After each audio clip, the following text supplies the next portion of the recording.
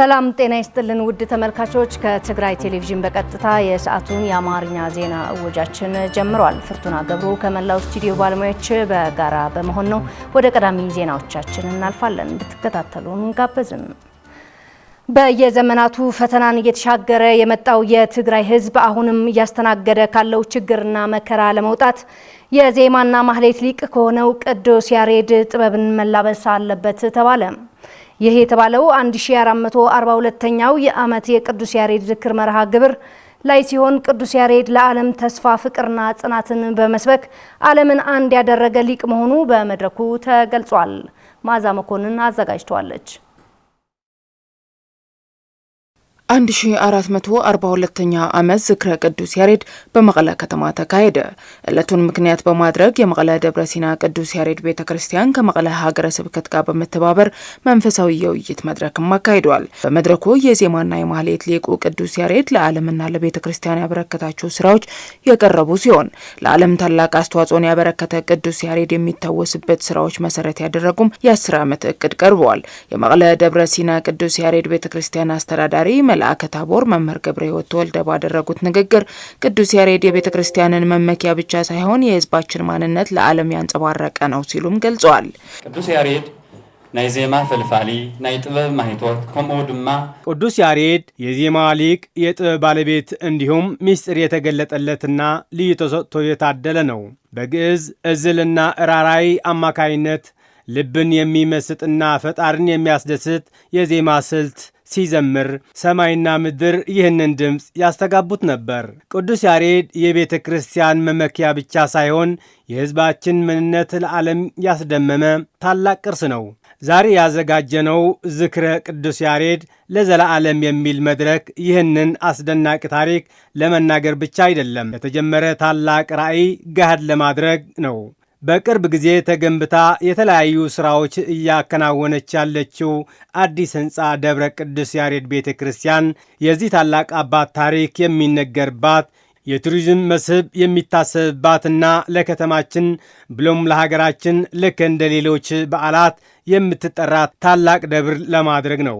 ይህም ለከተማችን ከተለያዩ የዓለም ክፍሎች ለሚመጡ ጎብኚዎች ለምታስተናግድበት ታላቅ የቱሪዝም መስህብ ነው። ይህ ዓላማ ለማሳካት የ10 ዓመት ዕቅድ አዘጋጅተን ወደ ሥራ ገብተናል። ቅዱስ ያሬድ ለዓለም ተስፋ ፍቅርና ጽናትን በመስበክ ዓለምን አንድ ያደረገ ሊቅ በመሆኑ ትውልዱም ከቅዱስ ያሬድ ስንቅ ሊሰንቅ ይገባል ሲሉ የገለጹት ደግሞ የቅዱስ ያሬድ ጸጋዎች ለቤተ ክርስቲያንና ለሀገር ያለው አስተዋጽኦ የሚል የመወያያ ጽሑፍ ያቀረቡት መጋቢ ሐዲስ መምህር ሄኖክ ገብረ እግዚአብሔር ናቸው።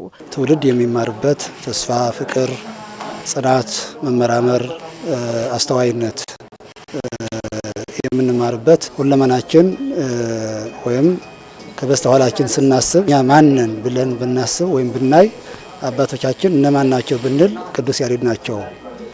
እኛም የቅዱስ ያሬድ ልጆች ስለሆነ በቅዱስ ያሬድ መኖር አለብን ብለን የምንሰንቀው ስንቅ ማዶ ወይም ባህር ተሻግረን ሌላ አብነት መፈለግ ወይም ማሻችን አርአያ ለሀገር እድገት አስተዋጽኦ ማድረግ ያለ ለሀገሩ ማበርከት ያለበትም አበርክቶ ማለፍ ብዙ አስተዋጽኦ ማድረግ ከቅዱስ ያሬድ ሕይወትና ስብዕና አስተዋይነት ትውልዱ ይማርበታል ብዬ አስባለሁ። መጋቢ ሐዲስ አክለውም የትግራይ ሕዝብ በየዘመናቱ የተጋፈጠና ፈተናን እየተሻገረ የመጣ ሕዝብ ነው በማለት አሁንም ያሉትን ችግሮች በአንድነት ፈተናዎችን መሻገር ይገባልም ብለዋል። ብዙ ፈተናዎች አልፈው ዝም ብሎ ለኢኮኖሚ ወይም ለአንዳንድ ነገሮች ሳይሆን ለማንነታችን የሚፈትኑ ወረራ የምንበለው የውስጥ በጽናት ማለፍ፣ በአንድነት ማለፍ እንደገና ደግሞ ችግር ሳይሆን የችግሩ መፍትሄ መላ ማየትና መመርመር፣ ማስተዋል፣ ሰከን ብሎ ማሰብ፣ ማስተዋል እና ከቅዱስ ያሬድ ተስፋ አለመቁረጥ መፍትሄ ምን እንደሚሆነ ከደቃቆች ነገሮች ደግሞ እንደገና ጥበብ መማር ያስፈልገዋል እና ለችግር ጊዜ ጥበብ ያስፈልገዋል። በጥበብ ማለፍ ቅዱስ ያሬድ ለዓለም ካበረከተው ጸጋና አስተዋጽኦ አንጻር ለሱ የሚመጥኑ የቤተ ክርስቲያንና የሙዚየም ግንባታ ስራዎች አልተሰሩም ሲሉ የገለጹት የመድረኩ ተሳታፊዎች በበኩላቸው ስለሆነም ቅዱስ ያሬድ ያበረከታቸውን ስራዎች ለዓለም በማስተዋወቅ ረገድ መደረግ ያለበትን ሁሉም የሚመለከታቸው አካላት የድርሻቸውን እንዲወጡም ጥሪ አቅርበዋል። ንብዙሕ ጊዜ ጥበብ ተሸፊኑ ንብዙሕ ጊዜ ጥበብ ከይተጓልህ ለብዙ ዘመናት ጥበብ ተሸፍኖ ጥበቡ ሳይወጣ ግን ደግሞ የጥበብ መሰረት የሆነው ታላቅ ሊቅ ስራዎቹን ማደግ ሲገባችሁ እዚህ ላይ ግን አልተሰራም። ስለሆነም ይህንን በጥልቀት መታየትና መስራት ያለበት ነው። ይህን የአንድ አካል ኃላፊነት አይደለም። ሁላችንም የድርሻችን ማበርከት ይገባል። ዋላኳ ዘንጊዕ ተጀመረ ሕጂውን አጀማመሩ ቢዘገይም እንኳን አሁን አልረፈደምና አሁንም የተጀመረውን ስራ ተጠናክሮ መቀጠል አለበት። ብዙ ጊዜ ስራዎች ለመጀመር ቃል ተገብቶ ግን ተግባር ላይ እንቅስቃሴ ትንሽ ነው። ስለሆነም ሁሉም በቃል ተገኝቶ ለተጀመሩ ስራዎች ዳር መድረስ ይገባል። ይህ እንዲሆን ትልና ድጋፍ ማድረግ አለበት። ወደ ስራው የተመለሰው ምክር ቤትና መንግስት ግዛታዊ አንድነት በማረጋገጥ ተፈናቃዮች ወደ ቀያቸው እንዲመልስ ቀዳሚ አጀንዳው በማድረግ በትኩረት ሊሰራ ይገባል ሲሉ የአበርገለ የጭላ ወረዳ ነዋሪዎች ተናገሩ። ች ጋር ያለውን የህዝብ ለህዝብ ግንኙነት በማጠናከር ዘላቂ ሰላም በይፋ ስራ የጀመረው መንግስት ምቹ ሁኔታ ሊፈጥር ይገባል ሲሉም አክለዋል።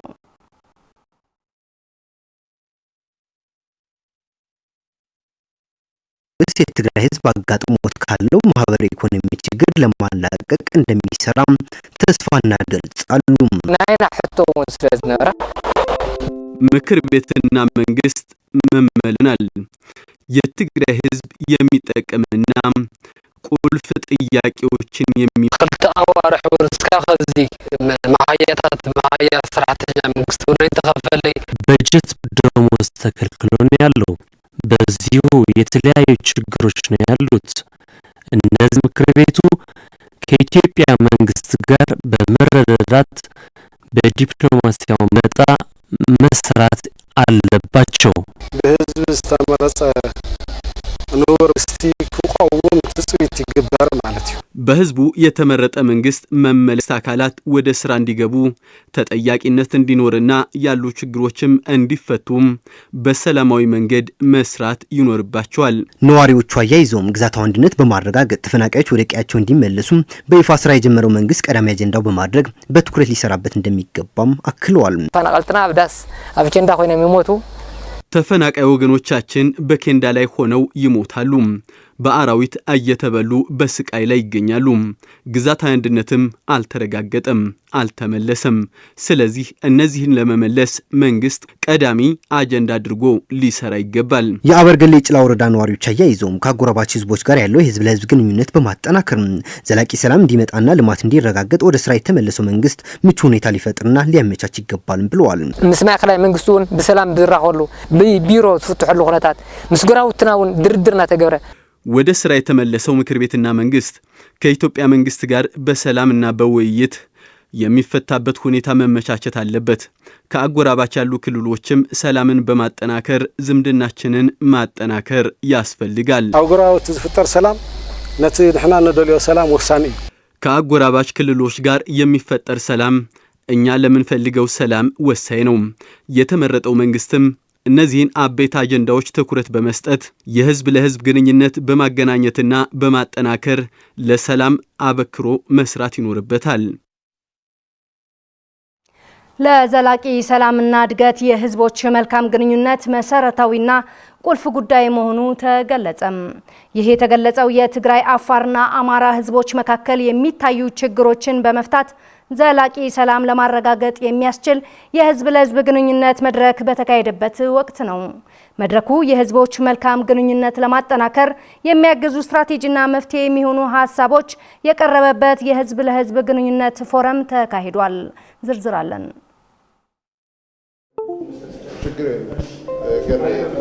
በአጎራባች ህዝቦች መካከል ያለው ታሪካዊ ባህላዊና ማህበራዊ ትስስሮች ለአንድ ሀገር ዘላቂ ሰላምና እድገት ወሳኝ ሚና አለው። በትግራይ ያለው ውስብስብ ችግሮች ለመፍታት ከአጎራባች ክልሎች ጋር ያለውን የህዝብ ለህዝብ ግንኙነት ለማጠናከር የሚያስችል የህዝብ ለህዝብ ግንኙነት ፎረም ተካሂዷል። በመድረኩም ከትግራይ ከአማራና ከአፋር የመጡ የሀገር ሽማግሌዎችና ሃይማኖት አባቶች የተሳተፉበት ሲሆን ህዝቦች አሁን ላይ እየታዩ ያሉ ችግሮች ለመቅረፍ በቅርበት እንዲደጋገፉና ግንኙነታቸውን እንዲያጠናክሩ ያለመ ፎረም መሆኑ የህዝብ ለህዝብ ግንኙነት ፎረም ሰብሳቢ አቶ ገብረ አብዝጌ ሐጎስ ይናገራሉ። ነው ነገሩ። ይሄ ደግሞ ህዝቡ ከተባበረ ብዙ ችግሮች ይፈታል። መሬት ላይ ያለው ተለያየ ችግር አለን። አሁን በሁሉም ነው ያለው ችግር። በትግራይ ብቻ አይደለም፣ በአማራ አለ፣ በአፋር አለ፣ በሌላ። ስለዚህ እኛ ህዝቡ በማስተባበር ወደ ሰላም መጥቶ በሰላማዊ መንገድ ኑሮው እንዲገፋ ልጆቹ እንዲያስተምር ሰላም እንዲፈጠር ነው ዋናው ነገር ዓላማው የዚህ መድረክ የፈጠር ነው። በመድረኩ ላይ በሶስቱም ክልሎች ያለው አለመረጋጋትና ልዩነቶችን ወደ ነበረበት ለመመለስና ሰላም ለማስፈን ያለመናም ህዝባዊ ግንኙነቶችን ለማጠናከር የሚያግዙ ስትራቴጂዎችና የመፍትሄ ሀሳቦች የሚያመላክቱ ጥናታዊ ጽሁፎች ቀርበው ውይይት የተደረጉ ሲሆኑ ተሳታፊዎችም መድረኩ ወቅታዊና አስፈላጊ መሆኑን ገልጸዋል። ሰው ከሰው ጋር ነው የምኖረው፣ ሰዎች ነን። ስለሆነ አንደኛው ነገር ማትኮር ያለብን ከሃይማኖትን ከባህልን ከምናምኑም በፊት ሰዎች ነን። እንደ ሰዎች ሌላውን ግብአትና እሴቶች ተጨማሪ ሆኖ እንዴት ነው አንድ ላይ መቀጠል ያለብንን የሚለውን ነገር በሚገባ መታየት አለበት። አንድ ላይ መኖር አለብን፣ አንድ ላይ መቀጠል አለብን በሰለጠነ ሁኔታ። ሰላምን ቤዝ ህዝብ ነው ብለን ካሰብን ደግሞ የአንዱን ክልል ህዝብ ከሌላኛው ክልል ህዝብ ግንኙነቱ የተሻለ ከሆነ ነው ሰላም የሚመጣው። ስለዚህ ይሄ መድረክ እዚህ መቅረት የለበትም። እዚህ ላይ የተሳተፈ ህዝብ በሙሉ ከዚህ ወጥቶ የሰላምን ዝማሬ ወደ ታች መውረድ አለበት። ለአንድ ሀገር ሰላም ከሌለ ግንኙነት የለም። ሰላም ከሌለ ልማት የለም። ሰላም ከሌለ እድገት የለም። ሞት ብቻ ነው። ሞት እንዲጠፋ የሚደረገው ግን ይሄ ግንኙነት ዘግይቶም ቢመጣ አሁንም በጣም ጥሩ ነው። ዘላቂ ሰላም ለመፍጠር በየጊዜው ለሚፈጠሩ ታሪካዊ ስህተቶች ለማረም እንደነዚህ ያሉ መድረኮች አስፈላጊ መሆኑን የገለጹት ተሳታፊዎቹም በህዝቦች ላይ ለሚደርሱ አደጋዎች በቅርብ በመከታተል በአስቸኳይ እንዲፈቱና ግንኙነቶች እንዳይሻክሩ እንደነዚህ ያሉ ህዝባዊ ፎረሞች ወሳኝ መሆናቸውና ተጠናክረው እንዲቀጥሉም ጥሪ ቀርበዋል። በፍትህ የተመሰረተ መሆን አለበት።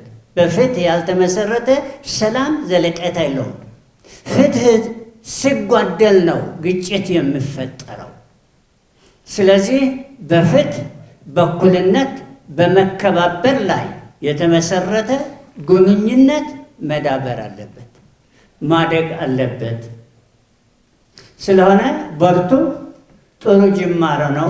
ትግራይ ከተጎዳ እንግዲህ አፋርም ይጎዳል፣ ቅማንቱም ይጎዳል፣ አማራም ይጎዳል። ስለዚህ እኛ እንደ ወጣት ሰላምን ጥሞታለን። ስለዚህ ሰላምን አብረን እንታገል። የኢትዮጵያ ህዝብ እንዲያውቀው እንዲረዳው ህዝብ ለህዝብ ግንኙነት የሚለውን ዋናው ጠቃሚ ስለሆነ ሀቅን መናገር ዋናው መሰረት መሰሶ ነው።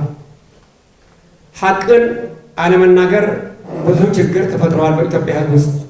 ግንኙነቱ በዚህ ክልል ብቻ ሳይሆን በኢትዮጵያ በመላው የኢትዮጵያ ህዝብ ጭምርም ግንኙነት እንዲሰፋ እኔ እቀበለዋለሁ። ትክክል ነው። በትግራይ የተጀመረው የህዝብ ለህዝብ ፎረም መድረክ ወደ ሌሎች ክልሎች እንዲስፋፋና ተጠናክሮ እንዲቀጥል እንደሚሰራና የማህበረሰቡ ተሳትፎም ወሳኝ መሆኑም ተገልጿል። የህብረተሰቡ ጤና ለመጠበቅና ከተሞችን ለማዘመን የከተማ ልማትና የቆሻሻ አወጋገድና አጠቃቀም ስርዓት ማበጀት እንደሚገባ ተገለጸም።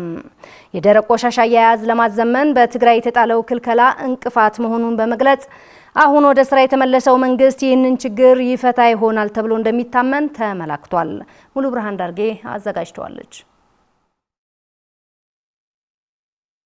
በትግራይ መቀለ ከተማ ሐወልቲ ክፍለ ከተማ የመሬት አስተዳደርና አጠቃቀም እንዲሁም የደረቅ ቆሻሻ አያያዝና አወጋገድን አስመልክቶ ለህብረተሰቡ ግንዛቤ የማስጨበጥ የስልጠና መድረክ ተካሄደ። በስልጠና መድረኩ የተገኙት የመቀለ ከተማ መዘጋጃ ቤት ዋና ስራ አስኪያጅ አቶ ወረስ ገብረ ጻድቃን መቀለ ከተማ ጽዱና ማራኪ ለማድረግ በክፍለ ከተሞች እየተሰሩ ያሉ ስራዎች የሚበረታቱ መሆናቸውን ገልጸዋል። ቢሆንም ግን በአሁኑ ወቅት ያለውን ሁለንተናዊ ክልከላ በከተሞች ልማት ተጽዕኖ እያሳደረ መሆኑንም ጠቅሰዋል። ለዚሁ መፍትሄም ስራውን የጀመረው ምክር ቤትና መንግስት በቁርጠኝነት ይሰራል ብለው እንደሚያምኑም ገልጸዋል። አሁን የትግራይ መንግስት ምክር ቤት ወደ መመለስ በሴክተሩ ደረጃ ያሉትን ችግሮች ሌሎች ችግሮች እንዳሉ ሆነው ስፔሻሊ አሁን ከምናካሄደው ግምገማ አንፃር በአደረጃጀት በአሰራር በምንም አዋጆች ደንቦችና ህጎችን ይወጣሉ። እነዚህን ሲወጡ ደግሞ የበለጠ ሙሉ አቅም ይዘው ለመስራት ያስችላል። የሐወልቲ ክፍለ ከተማ አስተዳዳሪ አቶ ነጋሽ ካሕሳይ እንደ ክፍለ ከተማ ለህብረተሰብ የተሰጠውን ስልጠና በደረቅ ቆሻሻ አያያዝ አወጋገድ እንዲሁም የከተማ ልማት ጥሩ ግንዛቤ ይሆናል ያሉ ሲሆን የክፍለ ከተማው ችግሮችን ለመቅረፍ በርካታ ስራዎች በቀጣይነት ከመንግስት ጋር በመሆን እንደሚሰራም አመላክተዋል። አንደኛው የመዋቅሩ ከክፍለ ከተማ ጀምሮ እስከ ቁሽት ያለ አጠቃላይ መዋቅሩ የመዘጋጃ ቤቱ ባለድርሻ አካላት የሚባሉ ሴክተሮች ነው ስልጠና የሰጠ ነው። አላማው በጀመርነው ስራ እንዴት ተሳስረውና ተነቃቅተው በሚቀጥለው የስራ በሁለት ወራት መፈጸም እንዳለብን የሚያሳይ ስራ ግምገማና የአጭር የመነቃቂያ ስልጠና የሰጠ ነው። ወደ ህዝብ ስልጣን ሲመለስ ስራ አፈጻጸሙ ወደ ተማጣጣኝ ደረጃ እንዲመጣና የህዝብ ጥያቄ እንዲመለስ ትልቅ ድርሻ ነው ያለው ሚና ነው ያለው ማለት ነው። የክፍለ ከተማው መዘጋጃ ቤት ስራ አስኪያጅ አቶ ግዳይ አሰማኝ በበኩላቸው የሐወልቲ ክፍለ ከተማ ለህብረተሰቡ ጽዱና ማራኪ ብሎም አመቺ ከባቢ ለመፍጠር አስቻይ የሆኑ ስራዎችን ለመስራት ጥረት እየተደረገ መሆኑን ገልጸዋል። በትግራይ ያለውን ሁለንተናዊ ክልከላ ግን ለስራቸው እንቅፋት መሆኑንም አክለው ገልጸዋል። የነዳጅ አቅርቦት የለም ከ100 ምናምን እስከ ወደ 700-800 አካባቢ ነው ለሌትር የደረሰ። የባንክ አገልግሎትም የለም። ይህን እንቅፋት እንዳለ አውቀን ችግሮችን እየተቋቋምን እየፈታን በተቻለ መጠን የህብረተሰብ አገልግሎት የተወሰነ ለማገልገል ነው እንደ እቅድ የያዝ ነው ማለት ነው። በተለያዩ የሙያ ዘርፍ የተሰማሩ የመድረኩ ተሳታፊዎች አሁን ወደ ቦታው የተመለሰው ምክር ቤትና መንግስት በክፍለ ከተማቸው የሚታዩ የከተማ ልማትና ተያያዥ ችግሮች እቅዶችንና አዋጆችን በማውጣት ይሰራል ብለው ተስፋ ማድረጋቸውንና ለችግሮቻቸው መፍትሄ እየጠበቁ መሆናቸውን አስረድተዋል። በሚዲያም እንደሰማነው ያው ነባሩ ቤት ምክር ተመልሰዋል፣ ወደ ቤቱ ተመልሰዋል። ያው የትግራይን መመለሱ ሁሉም የትግራይ ያው ደስተኛ ነው። እንደ ክፍለ ከተማ ሐወልት ደግሞ ያው በዚህ ላይ ብዙ መወያየት መስራት የምንፈልግበት ነገር ብዙ ነገር አለ። የከተማ ውበት በጣም ያማረ እንዲሆን ቆሻሻ ነጻ እንዲሆን ማድረግ ነው። መጀመሪያ ግንዛቤ መፍጠር አለብሽ። ግንዛቤ ተፈጥሮበት የሚያስተካክል ሰው ግን ቅጣቱን እየቀጣ ወደ መስመሩ ይገባል። መምሪያው ነበረ ግን ምክር ቤት ስላልነበረ ችግር እየፈጠረብን ነበር ማለት ነው። አሁን ግን ምክር ቤት ስለተመለሰ በቂ የሆነ በጀት ይመደብልናል ብዬ አስባለሁ። በመጨረሻም የፈረንሳዩ ፕሬዝዳንት ኢማኑኤል ማክሮን ጉብኝት በኢትዮጵያ የአብይ ጭፍጨፋ እንደማስፈጸሚያ ነው ሲሉ ሊሞንዴ የተባለ የፈረንሳይ ጋዜጣ ገለጸም። ኢማኑኤል ማክሮን በኢትዮጵያ ያደረጉት ጉብኝት ለአብይ አህመድ የጦርነት ፖሊሲ የሚያበረታታና በትግራይ ለተፈጸመው ጭፍጨፋ ወደ ጎን ለማለት የታለመ አረመኔነት መሆኑን ጋዜጣው አስነብቧል። ኢትዮጵያ በትግራይ ከባድ ጭፍጨፋ ከማወጇ በፊት የፈረንሳዩ ፕሬዝዳንት ኢማኑኤል ማክሮን ኢትዮጵያን መጎብኘታቸው ያስታወሰው የሊሞንዴ ዘገባም የሁለቱም መሪዎች ግንኙነት ሰብአዊነት የጎደለው መሆኑን አመላክቷል። የፈረንሳይ ፕሬዝዳንት ኢትዮጵያን የጎብኝበት ኬንያ ላይ ከነበራቸው ኮንፈረንስ በኋላ መሆኑን የጠቀሰው ጋዜጣው ሰብአዊነትን ወደ ጎን የተወ ግንኙነት በማለት ወቅሷል።